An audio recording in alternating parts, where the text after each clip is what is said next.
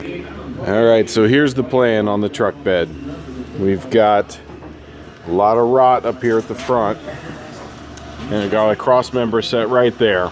So we made a cut behind there so that I didn't cut through the cross member. Now I made a mistake and cut through over here. I'm gonna have to patch that weld. But we'll cut that and we'll get this guy lifted off by drilling out and impact hammering this center panel up and cut it past there, close to our wheel well cross member that runs about here, right where our bolt mount holes are.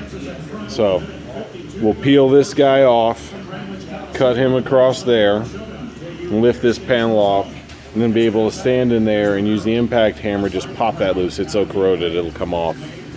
But we're basically turning this 66 Ford bed into a Chevy bed, because we're leaving a flange out here that we'll drill and carriage bolt into for a panel here, probably a tread plate panel that we'll paint to match, and then we'll come with wood across here that'll set down at our height this way, and we'll come on top of here with the tread plate, and that way we'll hopefully get the transition flat one to the other across here.